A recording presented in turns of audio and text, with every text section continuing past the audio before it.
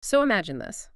In a single day, back in November 2017, an estimated 30 million Americans went to sleep perfectly healthy. Right. And then they woke up the very next morning diagnosed with a medical condition. Which is just a staggering number of people. It's wild. And it wasn't because, a new virus had swept across the continent or anything. Their bodies hadn't suddenly failed overnight. It happened purely because a panel of doctors got together and changed the definition of a single ancient Greek prefix. Yeah, it really is a stunning example of just how much power resides in medical terminology. Because, we tend to think of disease as this fixed physical reality, right? Yeah, like you're either sick or you're not. Exactly. But the line between healthy and sick is often dictated by language, specifically by a handful of prefixes that essentially act as the whole medical system's compass. Which brings us to today's topic. Welcome to the deep dive. Today, we're focusing on this fascinating stack of medical notes, history, and clinical data concerning just two of those little Greek prefixes, hyper and hypo. You see them absolutely everywhere. Right, like every time you look at a printed list of lipid panels or, metabolic counts after a physical, they're there. And to you, the listener, they might just look like mere jargon, but they actually dictate exactly how your doctor interprets every single lab result you get. They really do. They're fundamental. So our mission today is to figure out how these two opposing prefixes completely flip a term's meaning. We'll look at the surprising history behind them and really dig into how they define that invisible line between being healthy and being sick. Okay, let's unpack this. We should probably start with the literal translations, right? Yeah, that makes sense. These two really are the engine driving the most productive antonym pair in medicine. You have hypertension and hypotension, hypoglycemia, hyperthyroidism, and hypothyroidism. The list just goes on, hundreds of them. Oh, easily into the hundreds. So they're Greek-derived prefixes that basically just bolt onto a root term. Hyper literally means over, above, or beyond. So it always signals excess, right? Like a measurement or a physical state that exceeds the expected baseline. And then hypo is just the mirror image of that. Exactly. It means under, below, or beneath. It signals a deficiency, meaning whatever you're measuring falls short of that same baseline. So hyper is too much, hypo is too little. On the surface, that sounds incredibly straightforward. It does. But obviously, we wouldn't be dedicating a whole deep dive to this if it were just a simple vocabulary lesson. Right. What's fascinating here is that these prefixes are entirely relational, not absolute. They literally only mean something when you compare them to a quote-unquote normal baseline. Right. They need an anchor. Exactly. Yeah. And normal in modern medicine is not a fixed physical constant. It's not like the speed of light or gravity. It's actually a statistical construct. The baseline is built from these massive population studies. And those reference ranges can totally change, right? As new evidence comes in. They absolutely do. They get redrawn all the time as new medical data accumulates. And this is where the ground completely shifts under your feet. Because if the prefix just points away from the baseline, but the baseline itself is moving, then the definition of a disease becomes a totally moving target. Which brings us right back to those 30 million Americans in 2017. Yeah, the blood pressure shift. Right. The American Heart Association and the American College of Cardiology made this huge announcement that November. They officially lowered the diagnostic threshold for hypertension. Right, because for decades, the universally accepted line for high blood pressure was 140 over 90 millimeters of mercury. 140 over 90, got it. Yep. Anyone consistently above that was hypertensive. Anyone below was generally considered normotensive. But overnight, those organizations dropped the threshold to 130 over 80. But the thing is, no human physiology changed that day. Like, nobody's actual arteries functioned any differently on Tuesday than they did on Monday. Not at all. It's like, imagine your city just decides to change the speed limit on your street overnight from 45 down to 35.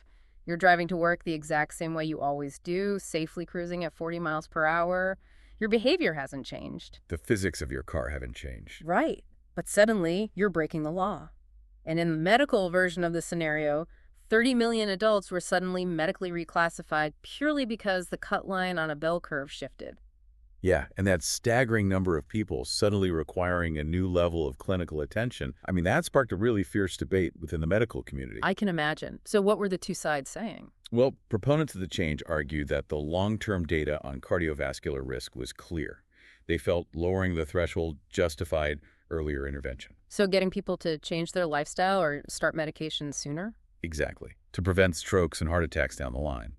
But critics, on the other hand, argued this risked over-medicalizing millions of people. Right. Putting people on drugs they might not really need. Yeah, they worried about putting patients with only mildly elevated readings on medications, exposing them to side effects for what might just be a marginal preventative benefit. So if the line is that flexible, is normal even a real biological thing? Or is a hyperdiagnosis just a policy decision made in a boardroom? That is the crucial tension right at the heart of this terminology, because both camps in that 2017 debate, they completely agreed on the underlying physiology. They weren't arguing about what blood pressure actually does. No, not at all. They entirely agreed on how blood pressure damages vessels over time. What they disagreed on was the policy question of where hyper should legally and clinically begin. Which is wild. Yeah, it's like when you have a doctor is 101 degrees Fahrenheit a fever, the most honest scientific answer they can give you is, compared to what, measured how, and in whom. Wait, okay, but if normal is just this modern statistical consensus based on massive population data, that means doctors in the 1800s were flying completely blind, right? Pretty much, yeah. So how did physicians in the past figure out when a patient had crossed into hyper or hypo territory before they had all those massive studies? Well, they operated on a completely different philosophical model. To understand that, we kind of have to trace the conceptual roots all the way back to antiquity. We're talking ancient Greece here. Yeah, back to Hippocratic medicine and later with Galen of Pergamon in the 2nd century. The entire theory of disease back then was built on humorism. Right, the humors. Exactly. Health was defined as a perfect, delicate balance of 4 humors. You had blood, phlegm, yellow bile, and black bile. The classic humoral imbalances. So you get sick because you have like a deficiency or an excess of a specific humor.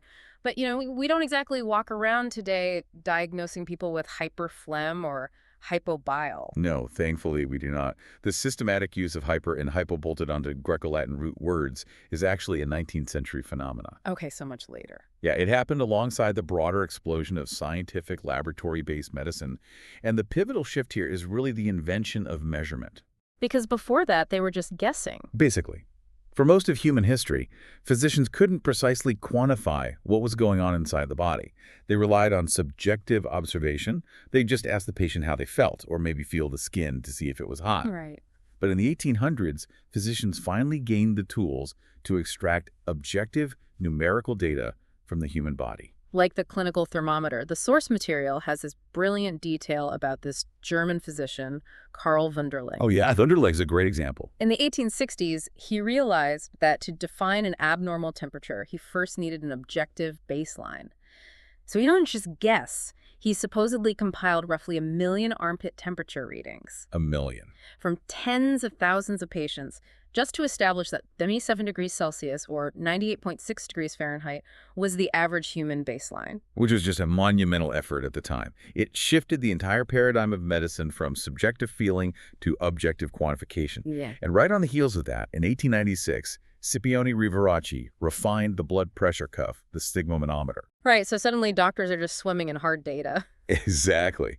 They were measuring heart rates, respiratory rates, eventually blood cell counts, and they needed a standardized vocabulary that could express more than normal and less than normal in a precise, reproducible way across international borders. And since Latin-Greek compounding was already like the scholarly norm in European science, hyper and hypo just naturally fit the bill. Perfect fit. Nobody really invented a new medical language. They just adopted these ancient relational prefixes piece by piece as each new measurable condition was identified under a microscope or on a dial. Yeah, the prefixes weren't new, but the conditions they were naming were finally visible.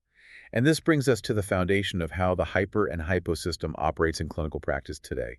It basically rests on 3 core ideas. Okay, lay them on me. First, the body maintains its internal variables within incredibly tight ranges. We call that process homeostasis. Second, a severe departure from those ranges in either direction is usually equally dangerous. Both too high and too low can be bad. Right. And third, the direction of the departure dictates an opposite clinical response.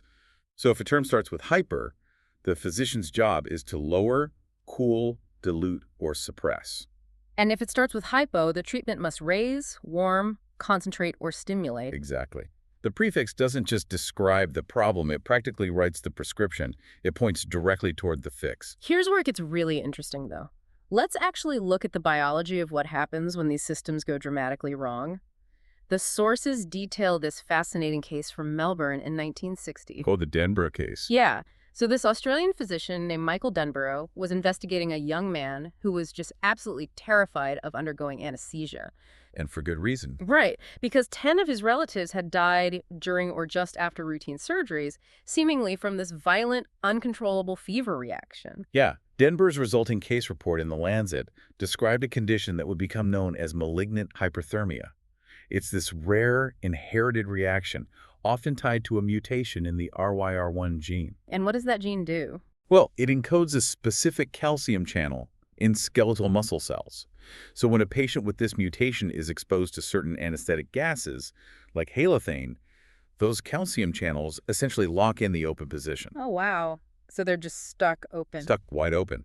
Calcium floods the muscle fibers, which causes the muscles to continuously contract throughout the entire body. And because contracting muscles burn massive amounts of ATP, the body's cellular energy currency, that process generates a terrifying amount of heat. It's like the patient's body temperature can spike incredibly fast, sometimes exceeding 42 degrees Celsius. Which is over 107 degrees Fahrenheit. 107. That's insane. And the metabolic overdrive produces huge amounts of lactic acid, leading to severe acidosis, where the blood becomes so acidic it basically begins shutting down cellular functions. Yeah, it's catastrophic. Before we had an antidote, the mortality rate for a malignant hyperthermia crisis was over 80%. Okay, I actually want to push back on the terminology here for a second, just to clear up a common misconception. When you describe a temperature of 107 degrees, my instinct is to just call that a really, really bad fever. So why do we need a special, distinct word like hyperthermia for it? That's a great question, and it's a critical physiological distinction. Fever and hyperthermia are totally different mechanisms, even though people use them interchangeably in casual conversation all the time. So what's the difference? A fever is a regulated, deliberate rise in body temperature. When you get an infection, your immune system releases chemicals called pyrogens. Those pyrogens travel to the hypothalamus in your brain, which acts as the body's thermostat, and they physically turn the dial up. Oh, I see. Yeah, the body actively generates heat, shivering and restricting blood flow to the skin, specifically to reach that new higher set point to cook off the virus. So a fever is literally the body's furnace doing exactly what the thermostat is telling it to do. Exactly. But true hyperthermia, like the malignant case in Melbourne, is an unregulated failure. The thermostat in the brain is still set to a normal 98.6 degrees. But the body's heat-generating mechanisms have basically broken off the steering wheel. The furnace is running totally out of control, ignoring the thermostat completely. That distinction changes everything in the emergency room then, because if you give a patient a common fever reducer, like acetaminophen, it works by telling the hypothalamus to reset the thermostat back to normal. Right. But that drug would do absolutely nothing for true hyperthermia because the thermostat isn't the problem, the furnace is. Bingo. For malignant hyperthermia, the real breakthrough finally came in 1979 with a drug called dantrolene. And what does dantrolene do? It works by physically plugging those locked open calcium channels in the muscle cells, completely stopping the hypermetabolic reaction at the source. Once they targeted the actual cellular mechanism of the hyperstate, mortality rate dropped from 80% to under 5%. That is incredible. Okay, so we just saw how catastrophic the hyperdirection can be, but let's look at the other end of the thermometer. The hypodirection isn't always a disease state, is it? Sometimes hypo is actually the cure. Absolutely. Consider the practice of therapeutic hypothermia. Okay. So, following a cardiac arrest, a patient's brain is naturally deprived of oxygen. When doctors finally manage to restart the heart, the sudden rush of oxygenated blood back into the brain tissues actually triggers a secondary wave of cellular damage. It's known as reperfusion injury. So the oxygen coming back is actually hurting them. Yeah, ironically. Yeah. To prevent this, clinicians will deliberately cool the patient's body down to about 32 to 34 degrees Celsius. Which is roughly 90 to 93 degrees Fahrenheit. Right. By inducing hypothermia, you are drastically slowing down the brain's cellular metabolism. The cells require less oxygen, which essentially hits the pause button on that whole destructive chemical cascade. It sounds like science fiction, freezing a patient to save their brain. It does. But this became a standard, guideline-supported intervention after massive trials published in the New England Journal of Medicine back in 2002 proved it significantly improved neurological outcomes. Yeah, in that context, hypo isn't an emergency at all. It's a carefully applied prescription. The exact same physiological direction shifts from this, like, wilderness survival nightmare into a life-saving medical protocol, simply based on intent and a controlled environment. Which brings us to perhaps the most volatile biological seesaw of all blood sugar, hyperglycemia and hypoglycemia. We're essentially talking about the diagnostic battleground of diabetes here. Yeah, this is a huge one. So normal fasting blood glucose, it's roughly between 70 and 99 milligrams per deciliter. Cross above 126 on 2 separate tests, and the prefix hyper becomes a chronic disease label. But if you drop below 70, particularly if you're managing the condition with insulin, hypoglycemia becomes this acute, immediate emergency involving confusion, sweating, and potential seizures. And the crazy part is, the exact same patient taking the exact same medication can swing between both of those extreme poles in a single afternoon. Just based on what they eat. Yeah, or if they take too much insulin relative to their carbohydrate intake, they crash into hypoglycemia. If they take too little, they drift upward into hyperglycemia. Wow. So the prefix isn't describing two different underlying diseases. It's describing two opposite edges of a single regulatory system. Okay, there is a major misconception regarding these extremes that we definitely need to dispel.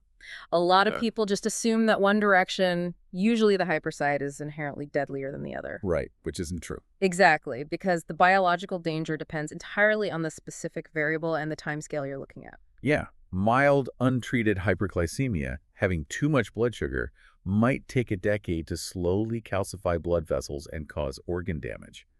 But severe hypoglycemia, having too little blood sugar, means the brain is instantly deprived of its primary fuel source. That can kill a person in an hour. An hour? That's terrifying. It is. Conversely, if you look at potassium levels in the blood, hyperkalemia, which is an excess, is acutely lethal because it triggers immediate cardiac arrhythmia. And hypokalemia. That can also stop a heart. But the cellular mechanisms and the warning signs are vastly different. The point is, the prefix only tells you the direction of the deviation. It tells you absolutely nothing about the velocity of the danger. Right. Now, medicine obviously doesn't just deal in extreme poles. There are massive gray areas. And historically, these very precise directional prefixes have sometimes been heavily misused when they, migrate out of the laboratory and into general culture. Oh, for sure. The most famous cautionary tale here actually comes from the psychiatric manual, the DSM-2, which was published in 1968. It introduced the diagnostic label hyperkinetic reaction of childhood. Ah, this is the era of the hyperactive child. Exactly. It perfectly illustrates how a precise physiological prefix can morph into an imprecise subjective behavioral label. Right, because long before the actual neurobiology behind ADHD was fully mapped out, the word hyper was just being loosely applied to describe a child's behavior that adults basically found excessive or disruptive. Yeah. And I mean, the term eventually did rigorous diagnostic work once the clinical science caught up. But its early, messy use is a great reminder not to assume every hyper label you encounter maps cleanly onto some measurable, objective blood test. But even when we do have objective variables, the gray area is heavily debated. The source material highlights this condition called subclinical hypothyroidism. Yes, this is a great example. In this condition, a patient has a mildly elevated thyroid-stimulating hormone, or TSH, so that indicates the brain is asking for more thyroid hormone. But their actual circulating thyroid hormone, free T4, is totally normal. Right, so they're pointing in the hypo direction on the brain's request metric, but perfectly normal on the actual hormone output metric. Exactly. And this raises an important question for modern endocrinology. Do you actually treat that mild deviation? Endocrinologists have argued for years over whether to give these asymptomatic patients synthetic thyroid hormone. Because if it's borderline, treating it might be risky. Exactly. If you prescribe medication they don't strictly need, you risk pushing their normal T4 levels too high and tossing them entirely over the baseline into iatrogenic hyperthyroidism. Wait, iatrogenic, meaning caused by the treatment? Yeah. It means the doctor's preventative treatment for a mild hypo state accidentally creates a dangerous medication-induced hyperstate. Oh, wow. Talk about a delicate balance. Let's put all of this terminology into practice. Imagine a patient is rushed into the ER unconscious. The medical team starts throwing around prefixes to narrow down the system failure. Basically, they're trying to get the patient back to the center of the dartboard. Right. And in medical terminology, that center target is denoted by the prefixes normo, or U, EU. Okay, so normo or U. Yeah. They want the patient euthyroid, normotensive, normoglycemic. But to get there, they have to run diagnostics to see where the deviations are actually occurring. Okay, say they check the oxygen levels first. We already know hypoxia means dangerously low oxygen, but if someone has been submerged underwater, low oxygen doesn't really quite capture the severity. Is there a specific prefix for when a system has zero supply? Because a total shutdown feels fundamentally different from just a deficiency. It is a totally different category of emergency, yeah. And for that, it uses the prefix A or N that denotes a total absence. So while hypoxia is a reduction, anoxia means there is absolutely no oxygen reaching the tissues. So mixing those two up would mean fundamentally misunderstanding the severity of the crisis. Big time. What if the amount of something in the patient's body is fine, but the system is just functioning poorly? Like, it's not a quantity issue, it's a quality issue. Then doctors use the prefix dysdiagonot. It denotes disordered or difficult function. Yeah. So dysrhythmia means the heart has plenty of electrical activity, Yeah. but the machinery is malfunctioning and beating irregularly. And if they need to give the patient fluids to stabilize them, they will use isotonic IV fluids. ISO means equal. So the fluid solute concentration is perfectly balanced with the patient's cells. Ensuring water doesn't flood into the cells and burst them, or suck water out and shrivel them. Exactly right. Okay, what about blood tests? Once they draw blood, you can't read the resulting lab report without bumping into these suffixes, ischemia, eoleucosis, and eupenia. Right. So eupenia simply dictates that the condition is occurring in the blood. Eophanemy means a deficiency. Okay, so if the lab shows leukocytosis, The patient has too many white blood cells probably fighting an infection. And leukopenia means they have dangerously few.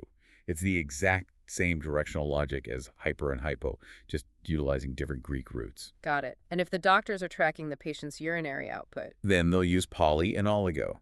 These focus on the quantity of instances, not the magnitude. So polyuria means urinating too frequently, while oliguria means the kidneys are shutting down and not producing enough. okay. And if they do a scan and see an enlarged organ, they have to distinguish between hypertrophy and hyperplasia, right? Yes, both mean growth, but the mechanism is very different. Hypertrophy means the individual cells are getting physically larger in size, like your heart muscle thickening from high blood pressure. And hyperplasia. Hyperplasia means the cells are rapidly increasing in number, they're multiplying, which is what happens in certain glandular tissues or early tumor growth. So they sound similar but mean very different things on a cellular level. You know, there's also this fascinating asymmetry in how we use some of these directional words. We hear about hypercholesterolemia all the time, right? High cholesterol. Yeah, high cholesterol is practically a household term, but you almost never hear anyone diagnosed with hypocholesterolemia because while it technically exists, having radically low cholesterol usually isn't a standalone disease that you just treat. It's a secondary symptom that, like, your liver is failing or you're severely malnourished. We essentially only name the side of the spectrum that we actively fight on a daily basis. Yeah, it's true. The language organically evolves to serve the most pressing clinical needs of the population. So what does this all mean for you, the listener? Why dedicate an entire deep dive to the linguistic mechanics of two ancient prefixes? Well, because reading your lab results is functionally a masterclass in risk communication. When you see media headlines debating whether a panel should redraw the statin guidelines, or you read about the rising threat of climate change-induced heat stroke, which is just environmental hyperthermia, those aren't just academic disputes. No. They are stories about shifting the lines on a bell curve. They determine who gets labeled at risk, who receives medication, and who gets to stay, quote-unquote, normal. Right. And if we connect this to the bigger picture, naming the direction of a problem, Right. realizing someone is hyperthermic or hypoglycemic is really only step one. As we saw with the dantrolene breakthrough for muscle rigidity, the prefix merely alerts you to the presence of danger. Finding the underlying cellular mechanism driving that excess or deficiency is what ultimately saves lives. It leaves us with one final, slightly unnerving thought to chew on. If medical normal is just a statistical consensus, a moving target that shifts based on new population data, new measurement technology, and industry panels, what common bodily states are we walking around with today, treating as perfectly healthy, that a decade from now will be reclassified, labeled with a hypo or hyper prefix, and medicated? It's a sobering thought. Your diagnostic chart might look very different 10 years from now. Exactly. Well, thanks for joining us for this deep dive. Keep questioning the lines that get drawn around you, and we'll catch you next time.